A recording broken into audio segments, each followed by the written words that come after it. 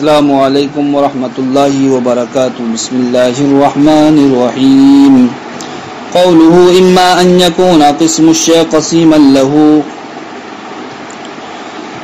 علامہ امیر اس قول کے تحت قسم الشيء قسيما له و قسم الشيء قسما منه کا معنی بیان فرمائیں گے اور اولا وہ قسم الشيء کی وضاحت کریں گے اور قسیما لہ یعنی کہ قسیما للشیء، ان دونوں معنی کی اولا وضاحت کریں گے، پھر آپ کو یہ سمجھائیں گے کہ قسم الشیء کا کیا مطلب ہوتا ہے اور قسیما لہ کا کیا مطلب ہوتا ہے. تو فرماتے ہیں شیء کی قسم جناب والا وہ ہوتی ہے جو شیء کے تحت داخل ہوتی ہے اور شیء سے کیا ہوتی ہے، اخص ہوتی ہے. شے کی قسم وہ چیز ہوا کرتی ہے جو کسی شے کے تحت داخل ہو اور اس شے سے کیا ہو جس کے تحت داخل ہے اس سے اخص ہو، اور وہ شے کیا ہو خود عام ہو. اور قسیم الشے کا مطلب کیا ہوتا ہے؟ قسیم الشے کا مطلب ہوتا ہے وہ چیز جو کسی دوسری چیز کے کیا ہو مقابل ہو اور دوسری چیز کے ساتھ کسی تیسری چیز کے تحت کیا ہو داخل ہو، دوسری چیز کے ساتھ کسی تیسری چیز کے تحت کیا ہو وہ داخل ہو. مثلا جب آپ نے حیوان کی تقسیم کی کس کی جانب؟ حیوان ناطق اور حیوان غیر ناطق کی جانب. حیوان ناطق اور حیوان غیر ناطق یہ کیا کہلائیں گے؟ آپس میں یہ ایک دوسرے کے مقابل رکھے ہوئے یہ قسیم کہلائیں گے. اس لیے کہ قسیم کہتے ہیں مقابل شے کو، لیکن یہ دونوں کے دونوں کیا ہیں؟ قسم ہے کس کی؟ حیوان کی. اس لیے کہ یہ حیوان کے تحت داخل ہیں اور حیوان سے کیا ہے یہ خاص ہیں، اور حیوان کیا ہے ان دونوں کو عام ہیں. تو اقول اللہ امیر کہتا ہے میں کہتا ہوں قسم الشیء کی تعریف یہ ہے کہ ہوا ما کان مندرجن تحتہ، کہ وہ قسم الشیء کہتے ہیں کہ جو شے کے تحت داخل ہو واخص منہ اور جناب والا شے سے کیا ہو خاص ہو. اور قسیم الشیء، قسیم الشیء کا مطلب کیا ہوتا ہے؟ قسیم الشیء کا مطلب ہوتا ہے ہوا ما کان مقابلا لہ، جو جناب والا کسی شے کا مقابل ہو، مقابل اس کو کہا جاتا ہے قسیم. ومندرجا معہ، اور دوسری شے کے ساتھ وہ داخل ہو کس کا؟ تحت شیء آخر، کسی تیسری شے کے تحت. مثلا اذا قسمت الحیوان الى حیوان ناطق و حیوان غیر ناطق، جب آپ نے حیوان کی مثلا تقسیم کی حیوان ناطق اور حیوان غیر ناطق کی جانب، تو کانا کل واحد منہما، تو ان میں سے ہر ایک قسم من الحیوان، حیوان کی کیا قسم ہے، اس لیے کہ حیوان کے تحت کیا ہے وہ داخل ہیں.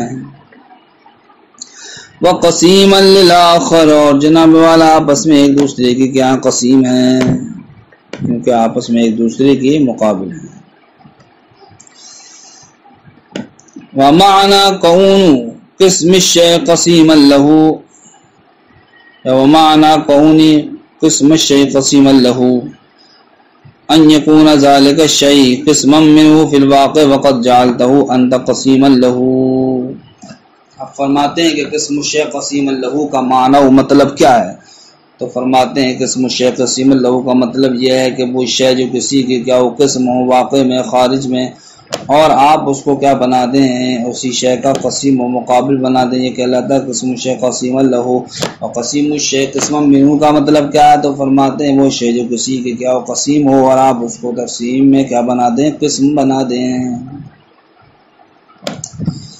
ومعنی کونی قسم الشیء قسیما لہ، قسم الشیء قسیما لہ کا معنی یہ ہے کہ ان یکون ذالک الشیء قسما منہ، کہ وہ شے جناب والا کیا ہو اسی شے سے ہو، کہ وہ شے قسم ہو جناب والا اس شے کی. فی الواقع قائم ہے واقع میں یعنی کہ خارج میں. وقد جعلت انت قسیم، اور آپ نے اس کو کیا بنا دیا ہو قسیم بنا دیا ہو لہو اسی شے کی، یعنی کہ جو شے کسی شے کی کیا ہو قسم ہو واقع میں اور آپ اس کو کیا بنا دیں؟ آپ اس کو قسیم بنا دیں تو وہ کہلائے گا قسم الشیء قسیم اللہ. ومعنى كون قسيم الشيء قسما منه، اور قسیم الشیء قسم منہ کا معنی عکس ذالک، جو قسم الشیء قسیم لہو کا معنی بتایا گیا اس کا آپ بالکل الٹا کر دیں، وہ ہو جائے گا قسیم الشیء قسم منہ، یعنی کہ جو چیز کسی شے کی کیا ہو قسیم ہو، کسی شے کا مقابل ہو، اس کو آپ کیا بنا دیں قسم بنا دیں، یہ کہلاتا قسیم الشیء قسم منہ، کیا کہلاتا ہے قسیم الشیء قسم منہ۔ قوله وذلك لأن التصديق إن كان عبارة عن التصور مع الحكم، شارح نے یعنی کہ علامہ قطب الدین رازی نے قطبی میں یہ کہا تھا کہ تقسیم مشہور سے عدول اس لیے کیا گیا کہ تقسیم مشہور پر دو طریقے سے اعتراض وارد ہو رہے تھے۔ پہلا طریقہ یہ تھا کہ قسم الشیء کا قسیم لہو ہونا یا قسیم الشیء کا قسم منہ ہونا لازم آ رہا تھا تقسیم مشہور پر، اس لیے تقسیم مشہور سے عدول کیا گیا، اور علت یہ بیان کی گئی تھی کہ تصدیق اگر نام ہو تصور مال حکم کا، تب ایسی صورت میں قسم الشیء کا قسیم لہو ہونا اور قسیم الشیء کا قسم منہ ہونا لازم آئے گا۔ یہ کس نے بیان کیا تھا؟ شارح نے، علامہ قطب الدین رازی نے قطبی میں بیان کیا تھا۔ علامہ امیر یہاں سے یہ بتانا چاہ رہے ہیں کہ پہلے طریقے پر جو دو خرابی لازم آ رہی ہیں، قسم الشیء کا قسیم لہو ہونا اور دوسری خرابی قسیم الشیء کا قسم منہ ہونا، جو دو خرابی لازم آ رہی ہیں، یہ جناب والا ان دو خرابیوں میں سے پہلی خرابی تو مصنف کی بیان کردہ تقسیم سے لازم آتی ہے، نہ کہ تقسیم مشہور سے۔ یعنی مصنف نے جو تقسیم بیان کی ہے علم کی، کہ پہلی قسم کیا ہے تصور فقط اور دوسری قسم کیا ہے تصور مال حکم، تو مصنف کی بیان کردہ جب ہم تقسیم کو ملاحظہ کریں گے تو مصنف کے نزدیک جو تصدیق ہے یعنی کہ تصور مال حکم، تو اس تقسیم کے پیش نظر پہلی خرابی کا پہلا جز یعنی قسم الشیء قسیم لہو جو ہونا لازم آ رہا ہے، وہ تقسیم مشہور سے لازم نہیں آ رہا ہے، بلکہ جناب والا وہ مصنف کی بیان کردہ تقسیم سے لازم آ رہا ہے۔ علامہ امیر کے کہنے کا مطلب یہ ہے کہ پہلے طریقے سے جو اعتراض وارد ہو رہا ہے تقسیم مشہور پر، اس پہلے طریقے میں شارح نے دو جز بیان کیے تھے، ایک جز تھا قسم الشیء کا قسیم لہو ہونا اور دوسرا جز تھا قسیم الشیء کا قسم منہ ہونا۔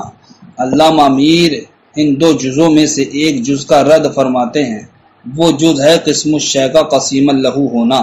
فرماتے ہیں علامہ امیر کے قسم الشیء کا قسیم لہو ہونا یہ تقسیم مشہور پر لازم نہیں آ رہا، بلکہ مصنف کی بیان کردہ تقسیم سے لازم آ رہا ہے۔ کیسے لازم آ رہا ہے؟ اس لیے لازم آ رہا ہے کہ مصنف نے جو علم کی تقسیم کی ہے تصور فقط تصور مال حکم کی جانب، تو یہاں پر تصدیق جو نام ہے تصور مال حکم کا، تو اس معیت سے مراد یا تو معیت مطلقہ دی تھی، یعنی کہ مجامع للحکم، کہ تصدیق نام ہے اس تصور کا جو کیا ہو حکم کو مقارن ہو، یعنی کہ حکم جس کو مجامع ہو اس کو کہا جاتا ہے تصدیق، یا پھر تصدیق نام ہے جناب والا اس تصور کا کہ جس کو حکم کیا ہو عارض ہو۔ تو مصنف کی بیان کردہ تقسیم کے اعتبار سے تصدیق نام تھا اس تصور کا جس کو حکم مقارن ہو، یا تصدیق نام تھا اس تصور کا جس کو حکم کیا ہو عارض ہو۔ اور آپ جانتے ہیں کہ مقارن لہو سے اور عارض معروض سے کیا ہوتا ہے خارج ہوتا ہے، مقارن لہو سے اور عارض معروض سے کیا ہوتا ہے خارج ہوتا ہے۔ تو اگر ہم تصدیق نام مانے اس تصور کا جس کو حکم مقارن ہو، تو ایسی صورت میں حکم کیا ہوگا مقارن اور تصور کیا ہوگا مقارن لہو۔ اور اگر ہم تصدیق جس کو تصور مال حکم سے تعبیر کیا گیا ہے، اس معیت میں اس میں جو لفظ مع کو ذکر کیا گیا اس مع سے ہم معیت عروضیہ مراد لیں تو ہم مطلب ہوگا تصدیق نامہ اس تصور کا جس کو حکم کیا وہ عارض ہو، تو ایسی صورت میں حکم کیا بنے گا؟ عارض، اور تصور کیا بنے گا؟ معروض۔ اور قاعدہ ہے کہ عارض معروض سے کیا ہوتا ہے؟ خارج ہوتا ہے، لہذا حکم کیا ہو جائے گا؟ معیت عروضیہ کی صورت میں بھی تصور سے خارج ہو جائے گا، اور معیت مطلقہ کی صورت میں بھی حکم کیا ہو جائے گا؟ تصور سے خارج ہو جائے گا۔ اب تصدیق صرف و صرف کس کا نام رہے گا؟ تصور کا نام رہے گا۔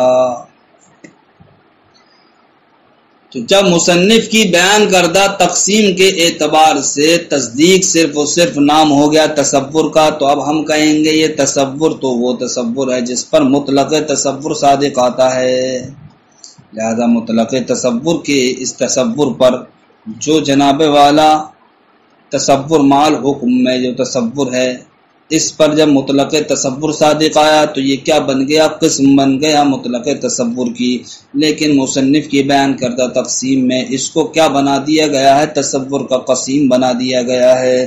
تو قسم الشیء کا قسیم لہو ہونا مصنف کی بیان کردہ تقسیم سے لازم آیا ہے، نہ کہ جناب والا تقسیم مشہور پر۔ فرماتے ہیں اقول میں کہتا ہوں ھذا بناء علی ان التصدیق عبارت عن ادراک المجامع، اسم الشیء کا قسیم لہو ہونا یہ جناب والا بنا کرتے ہوئے اس بات پر ہے کہ تصدیق نام ہو اس ادراک کا جو ادراک حکم کو مجامع ہو، یا تصدیق نام ہو اس ادراک کا جو ادراک جناب والا حکم کو معروض ہو، حکم کے لیے معروض ہو، اور حکم کیا ہو؟ مقارن ہو، یا حکم کیا ہو؟ اس تصور کے لیے عارض ہو۔ کما یدل علیہ ظاہر عبارت صاحب الکشف اتباعہ کالمصنف وغیرہ، فرما جیسا کہ جناب والا اس پر صاحب کشف کی عبارت کا ظاہر دلالت کرتا ہے، یعنی صاحب کشف کی عبارت کا ظاہر بھی یہی بتاتا ہے کہ تصدیق نام کس کا ہے؟ تصور مال حکم کا، یعنی کہ اس تصور کا جس کو حکم مقارن ہو، یا اس تصور کا جس کو حکم کیا ہو؟ عارض ہو۔ اسی طریقے سے جناب والا جو صاحب کشف کے متبعین ہیں جیسا کہ مصنف اور ان کے علاوہ، تو ان کی عبارت کا بھی ظاہر یہی بتاتا ہے کہ تصدیق نام ہے اس تصور کا جس کو حکم مقارن ہو، یا تصدیق نام ہے اس تصور کا جس کو حکم کیا عارض ہو۔ فرماتے کما یدل علیہ جس طریقے سے اس پر صاحب کشف کی عبارت کا ظاہر دلالت کرتا ہے، واتباعہ اور ان کے متبعین کا، کل مصنف جیسے کہ ان کے پیروکار میں سے کون مصنف ہیں، بغیر وہ اور ان کے علاوہ، فی تقسیم العلم قائم علم کی تقسیم میں، کما بیناہ سابقا جیسا کہ پچھلے والے قول میں بیان کیا گیا ہے۔ تو جب ہم تصدیق مراد لیں گے اس تصور کو جو حکم کو مقارن ہو یا حکم کو عارض ہو، تب ایسی صورت میں قسم الشیء کا قسیم لہو ہونا لازم آئے گا۔ تو قسم الشیء کا قسیم لہو ہونا یہ مصنف کی بیان کردہ تقسیم سے لازم آ رہا ہے، تقسیم مشہور سے لازم نہیں آ رہا۔ کیسے لازم آیا وہ میں نے آپ کو بتا دیا کہ جب تصدیق نام ہوگا اس تصور کا جو حکم کو مقارن ہو، تو ایسی صورت میں حکم کیا بنے گا؟ مقارن، اور تصور بنے گا مقارن لہو، اور مقارن لہو سے خارج ہوتا ہے، لہذا اب تصدیق صرف و صرف نام ہوگا کس کا؟ تصور کا۔ یا پھر جناب والا تصدیق نام ہو اس تصور کا جس کو حکم کیا ہو؟ عارض ہو، تو حکم بنے گا عارض اور تصور بنے گا معروض، اور قاعدہ ہے کہ عارض معروض سے خارج ہوتا ہے، لہذا اب تصدیق صرف و صرف نام ہوگا کس کا؟ تصور کا۔ تو اب جناب والا اس تصور پر مطلق تصور صادق آئے گا، جب مطلق تصور صادق آئے گا تو تصدیق کے اندر جو تصور ہے وہ تصور کیا بن جائے گا؟ قسم بن جائے گا، اور تقسیم مصنف میں اس تصور کو کیا بنا دیا گیا ہے؟ قسیم بنا دیا گیا تصور کا۔ تو قسم الشیء کا قسیم لہو ہونا یہ مصنف کی بیان کردہ تقسیم سے لازم آیا۔ وَأَمَّا إِذَا أُرِيدَ بِالتَّصْدِيقِ مَا هُوَ مذهب الامام، اب فرماتے ہیں جناب والا مذہب امام اگر ہم مراد لیں تو مذہب امام کے مطابق بھی قسم الشیء کا قسیم لہو ہونا لازم نہیں آئے گا۔ مذہب امام کیا ہے؟ مذہب امام یہ ہے کہ تصدیق نام ہے تصورات ثلاثہ اور حکم کے مجموعے کا، تصدیق نام ہے تصورات ثلاثہ اور حکم کے مجموعے کا۔ تو تصدیق امام راضی کے مذہب کے مطابق مجموعے کا نام ہے، کس کا نام ہے؟ مجموعے کا۔ وہ مجموعہ اس کے اجزاء کیا ہیں؟ اس کے اجزاء ہیں تصور اور حکم، ان دونوں کا مجموعہ امام راضی کے نزدیک کیا کہلاتا ہے؟ تصدیق کہلاتا ہے۔ لہذا امام راضی کے مذہب کے مطابق قسم الشیء کا قسیم الہو ہونا کیوں لازم نہیں آگا؟ اس لیے لازم نہیں آئے گا کہ جناب والا جب ہم نے امام راضی کے مذہب کے مطابق تصدیق نام لیا، اس کا تصدیق سے ہم نے مراد لیا مجموعہ، یعنی کہ تصور اور حکم کا مجموعہ، تو اس مجموعے پر جناب والا تصور صادق نہیں آ رہا ہے۔ اس لیے تصور صادق نہیں آ رہا ہے کہ یہاں پر جو تصدیق نام ہے تصور اور حکم کے مجموعے کا، تو یہاں پر دو امر ہیں، ایک ہے تصور اور دوسرا کیا ہے؟ حکم۔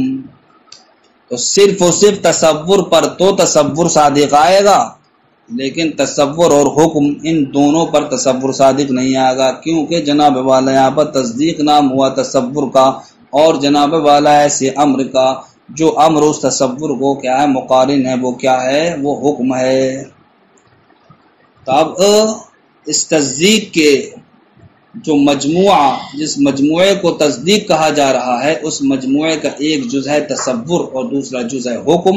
اگر ایک ہی جز یعنی تصور کو ہم اگر تصدیق کا نام دیتے تب تو مطلق تصور اس پر صادق آتا، اور جناب والا ہم یہ کہتے کہ تصور مال حکم میں جو تصور ہے یہ کیا ہے؟ قسم ہے، کس کی؟ مطلق تصور کی، اور مذہب امام راضی میں اس کو کیا بنا دیا گیا؟ تصور کا قسم بنا دیا گیا۔ لیکن جناب والا ہم یہ نہیں کہہ سکتے کہ تصور مال حکم میں جو تصور ہے اس پر مطلق تصور صادق آ رہا ہے۔ کیوں؟ اس لیے نہیں کہہ سکتے کہ اس صورت میں لازم یہ آئے گا کہ جز کو ہم کل کا نام دے دیں، یعنی کہ تصور مال حکم پر مطلق تصور کے صادق آنے کے لیے ضروری یہ ہے کہ ہم تصدیق صرف اور صرف کس کو مانیں؟ تصور اور حکم میں سے صرف ایک جز یعنی تصور کو مانیں۔ تو جب ہم تصور کو کیا مانیں گے؟ تصدیق مانیں گے، تو ایسی صورت میں لازم یہ آئے گا کہ تصدیق جو کل تھا اس کا ہم نے نام کس کو دے دیا؟ صرف ایک جز کو دے دیا، یعنی کہ تصور کو، اور جز کو کل کا نام دیا نہیں جاتا ہے۔ کہ آپ نہیں دیکھتے کہ دیوار اور چھت کا مجموعہ یہ کیا کہلاتا ہے؟ کمرہ کہلاتا ہے، کمرہ تو مجموعہ کمرہ کہلاتا ہے، لیکن اس مجموعے کے یعنی کہ اس کمرے کے جو جز ہیں دیوار اور چھت، ان جز میں سے کسی ایک پر بھی مجموعہ یعنی کہ کمرہ صادق نہیں آتا ہے، اس لیے کہ ہم دیوار کو صرف کمرہ نہیں کہتے، چھت کو صرف ہم کمرہ نہیں کہتے۔ تو جس طریقے سے ہم دیوار کو کمرہ نہیں کہہ سکتے، جس طریقے سے ہم چھت کو کمرہ نہیں کہہ سکتے، اسی طریقے سے جناب والا تصور اور حکم جو تصدیق کا نام ہے، دو چیزوں کے مجموعے کا جو نام ہے تصدیق، اس تصدیق کا نام ہم صرف ایک جز تصور کو نہیں دے سکتے۔ جب ہم تصور کو تصدیق کا نام نہیں دے سکتے تو اب جناب والا مذہب امام راضی میں جو مجموعہ کیا ہے؟ تصدیق ہے، اس پر مطلق تصور صادق نہیں آیا۔ جب مطلق تصور صادق نہیں آیا تو یہ تصور کی قسم نہیں بنا، جب تصور کی قسم نہیں بنا تو یہ تقسیم امام راضی میں صرف و صرف تصور کا قسیم و مقابل ہی رہے گا۔ تو جب یہ قسم بنتا تبھی تو ہم کہتے کہ قسم الشیء کا قسیم الہو ہونا لازم آیا، جب یہ قسم بن ہی نہیں پا رہا ہے اس لیے یہ جناب والا صرف و صرف قسیم ہی رہے گا۔ جب قسیم رہے گا تو مذہب امام راضی کے مطابق بھی جناب والا قسم الشیء کا قسیم الہو ہونا لازم نہیں آئے گا۔ وَأَمَّا إِذَا أُرِيدَ بِالتَّصْدِيقِ رہا، جب کہ تصدیق سے مراد لیا جائے ما وہ ہوا مذہب الامام جو مذہب امام راضی ہے۔ مذہب امام راضی کیا ہے؟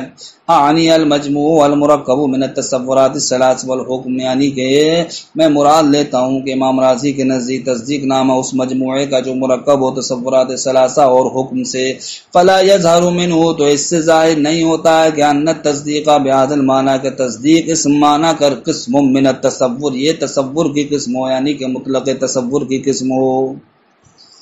اس لیے کہ مطلق تصور کی تو قسم اس وقت بنتا نا جبکہ تصدیق نام ہوتا صرف اور صرف تصور کا، لیکن یہاں تو تصدیق نام ہے جناب والا تصور اور حکم، ان دونوں چیزوں کا۔ اذ لا يلزم منه، اس لیے کہ اس سے لازم نہیں آتا کہ ان یکون المجموع، کہ وہ مجموع جو مرکب ہے، من شیء، ایک شے یعنی کہ تصور سے، وآخر، اور دوسری شے یعنی کہ حکم سے، بحیث، اس حیثیت سے، یصدق علیہ ذلک الشیء، کہ اس پر جناب والا وہ شے یعنی کہ تصور صادقہ ہے، یعنی کہ جب تصدیق نام ہے تصور اور حکم ان دونوں کے مجموعے کا، تو اب جناب والا اس مجموعے میں سے جو تصور ہے اس تصور پر مطلق تصور صادق نہیں آئے گا، اس لیے صادق نہیں آئے گا کہ جناب والا اگر مطلق تصور اس پر صادق آ جائے تو اب مطلب یہ ہوگا کہ تصدیق جو ہم نام دے دیں وہ صرف و صرف ایک ہی جز کو تصدیق کا نام دے دیں، حالانکہ ایک جز کو کل کا نام دینا یہ درست نہیں ہے۔ حتی یکون قسما منہ، یہاں تک کہ جناب والا جو تصور اور حکم ان دونوں کے مجموعے کا نام جو تصدیق ہے، تو اس مجموعے میں سے تصور حتی یکون قسما منہ، یہاں تک کہ جناب والا مطلق تصور کی قسم ہو جائے، ومندرجا تحتہ، اور جناب والا وہ مطلق تصور کے تحت داخل ہو جائے۔ تو جب یہ